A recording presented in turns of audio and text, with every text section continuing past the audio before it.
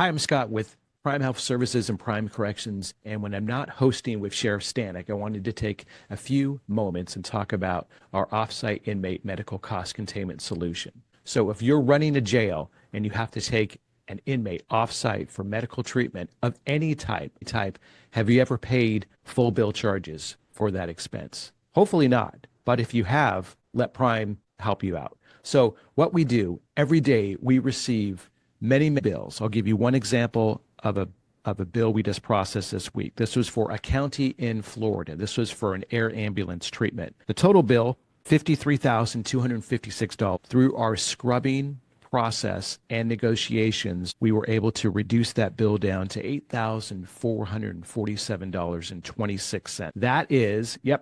That's a savings of 84%. So if you are looking to save on your offsite inmate medical expense, contact Prime. You can reach us via a link below. You can also send an email directly to corrections@primehealthservices.com.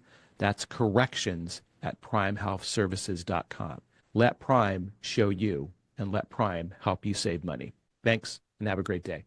And good afternoon, and we are back in another episode of As the Badge Turns podcast. So today I have the pleasure of being joined by Byron Oedekoven, and we'll go through his illustrious and storied career. He is gracious enough to join us while he's traveling. So ideally, with the power of technology, right, Byron, I can suppress any backward or background noise, and I'll do the best I can. Sheriff Rich Stanek, who generally joins me every week, he is also traveling. So you have Byron and you have Scott. So we'll just kind of jump right into it. So Byron, great to see you today. Good to see you as well. Busy people are always busy. We're always somewhere. So just a little bit, and then we'll just have you talk about your history. But Sheriff Oedekoven served as the sheriff of Campbell County. That was in Wyoming, right, from 87 to 2003. And that was following a tenure at the Gillette Police Department from 1974 to 1986. So let's just start with Byron. What brought you into law enforcement? You know, it was an interesting kind of dynamic to start with. Growing up in a small rural community, drugs were virtually non-existent. You could count on one hand the number of people involved in drugs in our community. When I went off to college, it was kind of the reverse. It seemed like everybody was doing drugs but me. It was like, holy smokes. And our local sheriff kept saying, hey, you ought to come and join law enforcement. I said, I think I should. Yeah. And so started at the very beginning with the Gillette Police Department as the animal control officer. Okay. In 1974, and then on to an officer in 75. And I then had a trained canine on the street, full law enforcement canine. Search, track, narcotics. Worked downtown foot patrol with a dog for a year and a half. Okay. At 7 at night, 3 in the morning. That was an exciting time during the boom of oil, gas, coal, and all things energy related in a boom town in Wyoming. On to up through the ranks and patrol commander, and as you already said, ran for sheriff, made sheriff for 16 years in our community. We had over 100 employees, over 100-bed jail, a $10 million budget, a lot happening in our community with law enforcement and the office of sheriff, and a lot happening within our detention facility, doing our best to be accredited, certified, keep everyone safe and reasonable while they're with me. Absolutely. So what brought you into wanting to run for sheriff? And then from when you started in 87 until 2003, what were kind of the major differences you experienced? Thank you. Actually, at first, I didn't want any part of being sheriff. Being the patrol commander for the city, in charge of all the uniformed officers, was a great position. I enjoyed that. Making a difference, keeping the community timely, interruption of crime and what was going on, very timely. I enjoyed that. But everyone seemed to be overwhelming support for the office of sheriff. Running for that, ran against a 20-year incumbent and won overwhelmingly. So there was obvious community support and had a very nice, successful career over the course of the next 4 terms. Absolutely. So coming in and beating out, like you said, the 20-year incumbent, Was it just time for a change, or was there something that you can recall that was decidedly different in your approach and what you brought that really stood out? So we brought a very positive energy. We never said an unkind word, if you will, to the previous administration. No innuendos, no rumors. We just said, hey, here we are. If you like me, pick me. Yeah. Here's what I have to offer. Here's my experience and expertise. As the patrol went, I went to Northwestern University School of Staff and Command, which is the 10-week upper-level management class. Okay. I paid for half of it myself, which is how the city let me go. Sure. They couldn't afford to pay for the whole bill, so I paid for half of it. I think that also went over well with the community, that I was willing to invest in myself and thus in the community. Absolutely. That level of education and training. No, that's great. That's great. So let's kind of jump ahead, and I guess if there's anything of note, and there is that very, very long career in that. So before I jump into post-retirement and kind of your next chapter, as I've used that term with Steve Casey, he actually used that term with himself, but I think it applies in many instances with what you've done for sure. So during that time as sheriff, from when you first started going in with the kind of view of, hey, this is me, this is what we bring. We're not talking about anyone else. We want our accomplishments to kind of stand on its own. In that time, certainly a lot transpired in that county. So is there a few examples that you would speak to today that stood out, as far as that's either an area that stood out that we wanted to further kind of highlight, or were there certain elements or areas that you really needed to address that maybe weren't there from when you first stepped into the office? Very good. So several areas come to mind as you pose that question or opportunity. And that is, of course, the illegal activity, the narcotics, the influx of folks who are wanting to have a good time while they're working in their oil patch, or the energy field seems to attract a few hardworking, independent souls who are pretty sure they can get away with about anything, since they're 10 foot tall and bulletproof. So Sure. We had to deal with a little of that. The juvenile issues. So we were a very young population.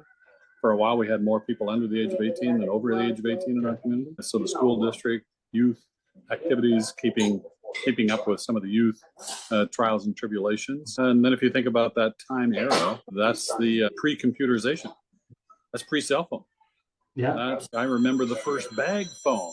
There's a phone right now. Yes, going off. So timely. So modernization, keeping up with modern trends for crime prevention, for analytics of crime, for the investigation as well, for patrol activities, all of those kinds of things, keeping up with that communication. The report writing, we did computerized reports, went from pencil and paper to computerization. Same with communication in terms of telephone or mobile radio.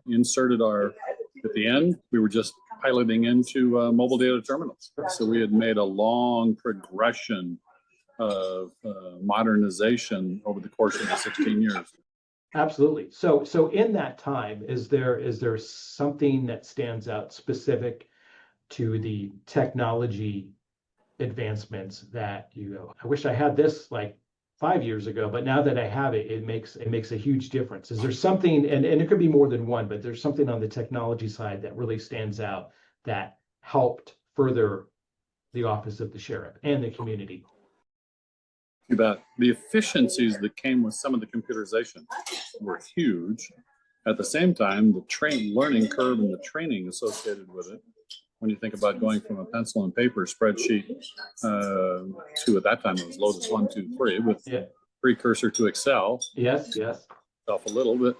Nonetheless, my secretarial staff, when we had our first all three computers for 100 employees and 5 divisions. I mean, that was huge to have that, just the budget and the administrative process be computerized, where we could actually transmit that data to and from, made a significant difference. Same with the state, transmitting data to the state and returning it again, made it quite a bit of an impact. Communication, 911. So when we advanced 911 from the basic 911 to the precursor to what we now call a PSAP, made a significant change in access for the community to be able to call upon law enforcement for emergency services in time of need.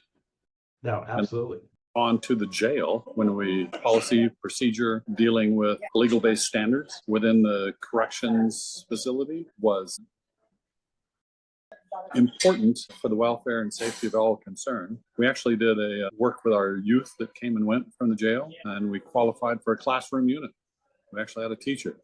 We provided them. So when a young person was sentenced for a crime, they were no longer away from school, if you will. If they were in for a week or weekends or 10 days, they had to complete their classwork. Sure. Their teacher knew where they were. Yeah. Their teacher was giving them assignments. And over the course of that, we graduated. I think there was over 180 people who received a GED in jail. And I was very proud of the fact that everyone that received a GED never darkened my door again. I was going to just ask you. Goes. Yeah, absolutely. You know, so very proud of the fact that we were able to make a difference in their lives and the community by virtue of they did not come back through the criminal system again. That's great. So does that program still last today in that county all these years later? In a different format, yes. Yeah, okay. They're still very active with the school district. The courts have taken a different approach with juveniles. There's not as many within the facility. There's alternative housing now that continues that continuation of education for youth to make a difference. It still continues. Do you see that more commonly now, you know, and we'll shift into post-retirement here in a second, and then as your role as executive director. And we are joined. I'm just gonna, you know, bring in Sheriff Stanek, and I think I can get in here really quick and make this happen. There we go. There he is. Good afternoon, guys. I'm kind of on top of you there. Move over. Yeah. Here, I have to get out of the way. Yeah, here. I'm going to do that. Equal billing in there somewhere. There we go. Another day in DC. Yeah, there. See, don't you wish I could move you around the screen like you could be moved in traffic? Yeah. Where are you going to put me now? No, I think you're good. So, let's see. Now I'm cutting off. So this is fantastic for folks that are just listening to this thinking, okay, what exactly are we doing? And I'm sure I feel confident, but I'll let you know for sure after we finish the editing and we post this, how much of the sneezes and the coughing, or am I able to successfully suppress all that? So to be determined, but again, so far so good. So let me just kind of arrange everyone here on our screen. There we go. So as we were, again, welcome Sheriff Stanek. So far, and not to recap because you could just listen to the beginning part of this on the podcast, but so far we've had just a great conversation with Byron just through his early years and what was kind of monumental as it relates to his county. And we spent a little bit of time just on the impact on schooling and the youth. And I was just asking as you joined, so do you see that common across many states and many counties, or do you feel, or more so believe and experience that Wyoming was really leading the charge, and have others picked up? Because frankly, I haven't heard of programs like that myself, and maybe some organizations aren't making, and maybe they exist, I just don't see them as much. But in that regard, that's something to really highlight, where you said, and I loved your little saying, basically, I never saw anyone at my door again.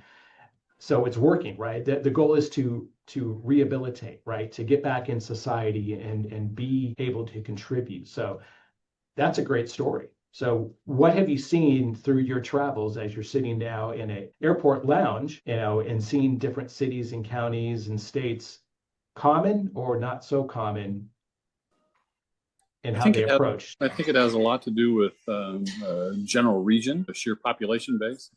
It's harder to accomplish with huge numbers. It's easier with fewer folks, fewer juveniles, less crime. So in the rural areas, we also have less resources. So we're very cognizant of the idea of making a difference early, or as we say, early age intervention. If we can strike while the iron's hot, make a difference in a young person's life early, intercede, if you will, then with luck, we make them conclude that, a life of crime is not in their future and a way they can go and become or continue to be a law-abiding, productive person. So it's important to be able to do that. And you're Absolutely. right. In some of the areas, that's not that common. It's kind of or it's not within their ability to be able to do. And it's unfortunate that they aren't able to do that. Is it, I get it, you know, smaller area, you can have, at least you can attempt to have more control versus a larger population. But is it also just a willingness to try it? It's like, well, there's too many, so I'm not going to try. Not that no one wants to give it their best shot, but what has been your experience, again, in your travels in saying, you just kind of have to give it a shot and see if it'll work, and maybe some of it will stick. So is it the ability and the will to do it compared to the population size, or is it more so, yeah, it's a lot of effort, I may not want to try that? How many care versus don't care? I think let me reverse back into the answer. Or the coughing too was in my Oh, no. not yours either. It's like, get the guy a cough drop. Yeah. So I think the desire is there, the will is there. The ability is not there in many areas because when you're going call to call to call, emergency service to emergency service, it's tough to allocate resources to something else, not as urgent, and then to dedicate the funding to that as well, and to take those resources away from patrol investigations, special crimes, narcotics, and all the issues we're dealing with today. I mean, who'd have thunk we'd have this much of an issue of immigration or fentanyl or a host of issues that were unheard of not that many years ago. And now we're dedicating a lot of resources to that. And it'll be difficult as we do our best to involve citizens, groups, nonprofits. Some are stepping up and helping, and I'm hoping more continue to do that. No, absolutely. Yeah. Sheriff Stanek, I'll let you get a word in here. You know, in Hennepin County, and then again in your travels, do you know, I think again it's just the ability to actually affect change, right? That's extremely difficult. You can be as persuasive as the next person, but it doesn't always work. So in that, just if we hit on just the youth and that cycle, right, of not having repeat and not getting back in jail, did you have a different experience? And again, because many years ago technology was still being developed, and so there weren't as many programs. Certainly the size of the county matters, but did, you know, any similar thoughts, comments you have to what Byron is just speaking to? You know, I was really excited about having Byron on the show. Sheriff Byron has been everywhere. First off, I never see him without the Stetson, or what I call a cowboy hat. Yeah. So this is the change. But I understand he's on his way over to Ireland with family, and you're going to enjoy a couple days. But I just think it's really fascinating. You know, I come from the upper Midwest in terms of law enforcement and sheriffing. Byron comes from the West, the deep West, right? Wyoming and all places beyond. You know, I wonder if people wonder if the differences between sheriffing, whether you're on the East Coast, the West Coast, the Midwestern part of the country, is different or the same. You were just talking about technology. I did not have, not that I don't have, but I did not have cattle rustling in Hennepin County. Maybe Byron does where he's from, or things like that, things that he has to worry about with his residents and constituents to protect public versus what we have to worry about. I'm sure he had the same problem with guns and shootings and juvenile crime and car theft and those things, but I'm sure that there are some key differences between what, you know, just between us, much less others around this country. We work with 3,100 sheriffs nationwide. What do you think, Byron? You got differences like that? Oh my gosh, yes. Regionally, I mean, we don't wrestle with alligators as animals running at large, but we do deal with, as you mentioned, livestock theft. You know, and here the last several years, that's huge. You know, people think about stealing a pickup or stealing a car and having a $10,000 item of value. You put 5 heifers in the back of a horse trailer in about 6 or 7 minutes with a trained cattle dog, and you're going down the road with that same $10,000 or more in the back of your trailer.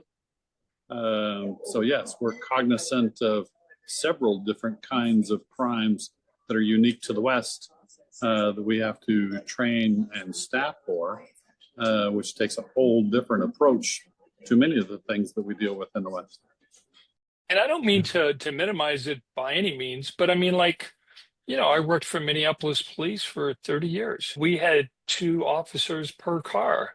I would doubt that in the state of Wyoming, you had 2 deputies or 2 officers per car. In fact, your backup probably was a heck of a long ways away. You've got some very large, expansive grounds to cover. And I think that's interesting in and of itself. And I herald you because I would hate to be out on a highway at 2 a.m. stopping somebody for whatever reason, knowing that my closest backup or partner is 35 minutes away. I mean, it's got to be a whole different experience. If you're lucky, only 35 minutes away. We actually wrote an article for for the Western States Sheriff's Association, First Putt magazine, in which we titled it, "Our Nearest Backup is a Citizen with a Rifle in his gun rack in the back of his truck," because that's who's going to come over the hill first. It's not going to be the responding officer who's 30 minutes or an hour away. And that's so our relationship with our citizens is a little different as well. And fortunately, we enjoy a very high satisfaction rate with our citizens as their attitude toward law enforcement in the West. And I'm very proud of that as well.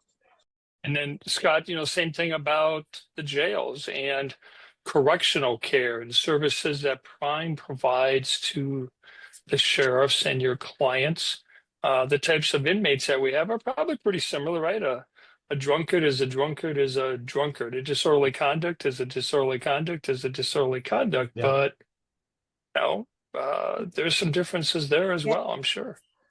No, for sure. And I'm glad you mentioned that. So, in that, can you speak to the, time in as sheriff and then the jail? And like as Sheriff Stanek said, there's certainly an overlap with the type of individuals that were residents, right? But in that regard, from when you started till your, and we haven't even gotten to your post-retirement, so this might be episode 2 in the future. So we'll find you at a place with not so much background noise. Can you take us through a few minutes as it relates to, the interactions in the jail and working through the cost control or attempt for cost control and the different dynamics and mechanisms that you had to deal with?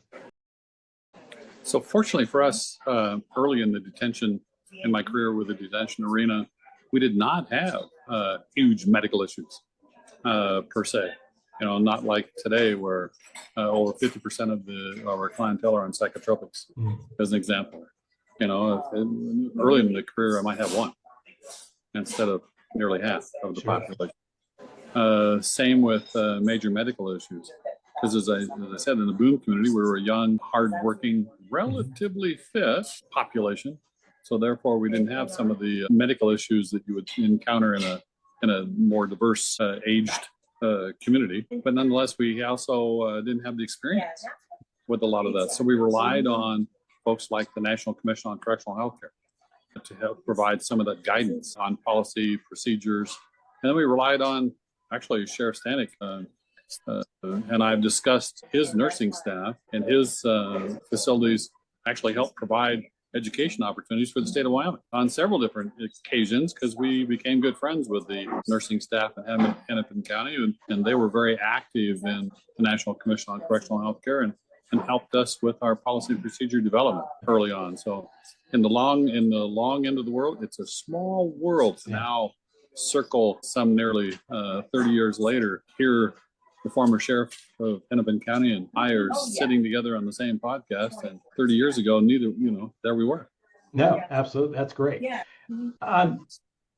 So from a post-retirement, and again, Sheriff Stanek earlier, and I'll have to give a nickel to Steve Casey because I used his chapters analogy. So now as you go into another chapter in your career as an executive director of the Wyoming Association of Sheriffs, having all those years of experience, right? And then going into it. So in that next role, how were you, what, I guess in that regard, hey, I'm glad I went through these last few decades. Now what can I do to provide guidance and direction for a recently elected sheriff and for any of their staff. And if you can walk a mile in my shoes, I'll tell you how you can be better for the community. So what things stood out as far as your lessons learned that you were able to provide at that point? Very good. So Wyoming is somewhat unique for a lot of reasons in a lot of areas. But one of them is that we are a joint association of sheriffs and chiefs. Yes.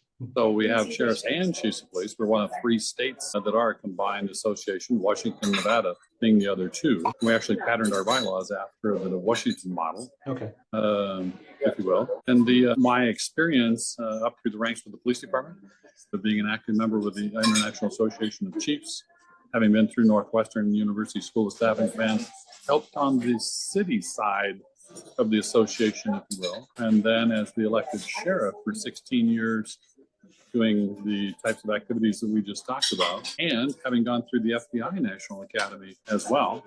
So it led to a very good background, a very diverse background for looking at managing a joint association of 65 police chiefs and 23 sheriffs on behalf of the state of Wyoming. The selection process was a unique process to come up. There were 16 people who had applied from around the country, narrowed down to 4. Your award for my position was the governor, the attorney general, the U.S. attorney, the head of the county commissioners, the head of the city and municipal group, and two others. So it was a little on the very serious group of individuals Absolutely. to select someone to lead and to participate with the Joint Association of Sheriffs and Chiefs. And then my role was primarily to get us fiscal solvency, to establish that pattern of practice where law enforcement was on the edge, cutting edge of proper policy, proper procedures, practices within an agency, so that we weren't being controlled or regulated by the legislature. And then working with the legislature on state statutes necessary to modernize in much regard. If you think about the time era, 2002 going forward, the impacts on law enforcement and what we needed to legislate to be able to deal with. For example, the methamphetamines, the spice, the evolving marijuana, of which Wyoming still doesn't allow marijuana. I'm thankful, on my watch. So that's good. Absolutely. And working with the national groups. So interacting with the national sheriffs, international chiefs, medical community to be able to bring back those kinds of examples and policies back to Wyoming to make a difference.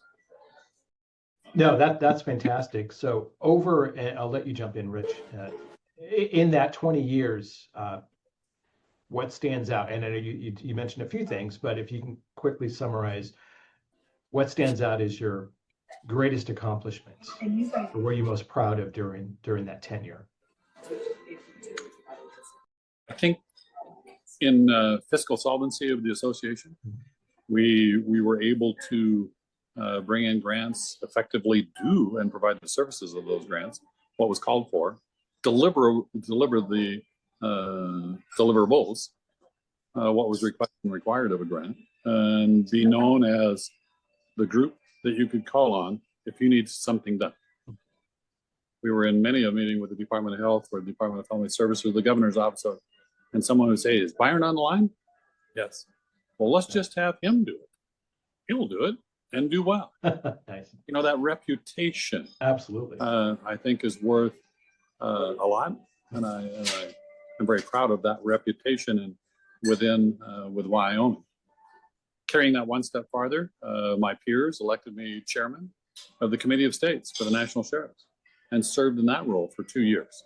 Nice. And that was very rewarding to be able to bring in the speaker's presentation, run the meetings, and some still say I did a pretty dang good job of that, all told. So I think I wrestled you around a couple of those meetings and made sure you were in and out and on time. That's fantastic. We'll spend a couple more minutes. And again, I appreciate you making the time today. And Sheriff Stanek too. Again, everybody's traveling. I'm actually in our home base in Franklin, Tennessee today. Dare I say, as the badge turns U.S. studio. Here, I'll say that, right? Yeah, let's make it sound really big. But, again, the whole idea is to bring individuals like yourself, Sheriff, to the airwaves, to the screen, no matter where you're at in the world, to be able to tell the story. And so I will say now, I want to extend an additional invite in the future when we have less background noise, so we can kind of get into the into other chapters of the story, because definitely advocacy and public safety, I'd love to get more detail on that. I know you're a staunch advocate with training, as you talked about with the management course with Northwestern. Again, additional conversation around juvenile justice initiatives that you spoke to. Again, advancing new technologies, where it went from Lotus 1, 2, 3 to the advancement of computers. Like, just seeing that whole timeline and what evolved, I would love to get more in detail. And certainly, um, some additional bills that were impacted, either you led in Wyoming. I think that would be very interesting. So I'm teasing this out purposely, so that way when we do a future episode, there's going to be some definite descriptive stories and conversations we can get into. Before we wrap up, again, I want to hand it back over to Sheriff Stanek for any additional comments, for sure. Well, I know, Byron, that this will resonate with you, but as I told Scott, this is about protecting the office of sheriff one podcast at a time. And you are but one in a long line of legacy sheriffs who are going to grace us with their presence and help educate people about what it means to be a sheriff, what it means to work with partners like Scott and Prime Health, what it means to run a correctional facility where you, in my case, we booked 40,000 people a year in and out.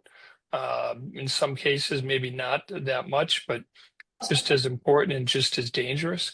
And I'd also be remiss, Scott, as we wrap up, not to say, hey, look, I'm out in Washington, D.C. this week for National Police Memorial Week. We added, I want to say, about 300 plus names to the National Peace Officer Memorial. I went to a candlelight vigil last night where they read the names of officers who were killed in the line of duty all over this country, in the 50 states and the 6 territories that make up the U.S. and our, like I said, our partner territories. It was humbling. Sure. There wasn't a dry eye in the audience. It was candlelight at night. And seeing the families of fallen officers sitting in the front row, second row, third row, there was just a sea of people, 25, 30,000 of them gathered on the Capitol Mall. Even though it was raining really, really hard and I got really, really wet and I'll probably get pneumonia out of this thing, it was well worth it, because it brought you right back to why it is that we do what we do every single day. And thank you to you and Prime Health for sponsoring this and allowing us to share our insights about what's happening in law enforcement and sheriffing across this great country. Absolutely. It's the least we can do. I appreciate and value what you gentlemen have done in your career. I can't even compare, that, the sacrifices you've made. You put your life at risk to provide for a better tomorrow for all the citizens, for everyone that can appreciate law enforcement and what it stands for. Exactly, Sheriff. Both sheriffs. We want to continue to provide this as a forum for conversation, for topics, for awareness. As always, please follow us on Spotify, on YouTube, anywhere you stream. You can check out As the Badge Turns. This is episode 3 with Sheriff Byron Oedekoven. I just love how that sounds, Oedekoven. I'll say that over and over again. This was Leadership, Law, and Legacy with Sheriff Byron Oedekoven. As always, we appreciate your time. Sheriffs, thank you for making the time. And again, everyone out there, please follow, subscribe, spread the word, and let it be known. And we'll have some great conversations in the weeks to come. So for now, until next time, thanks and have a great day.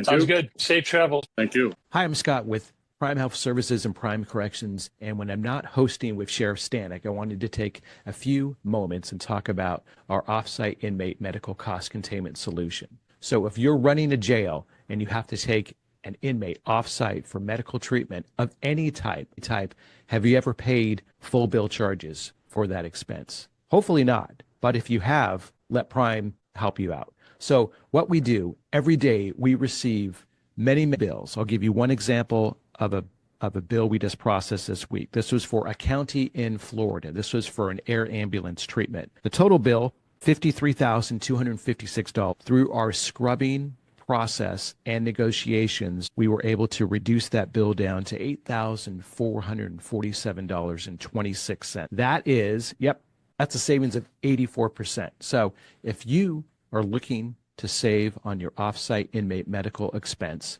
contact Prime. You can reach us via a link below. You can also send an email directly to corrections@primehealthservices.com. That's corrections@primehealthservices.com. Let Prime show you and let Prime help you save money. Thanks and have a great day.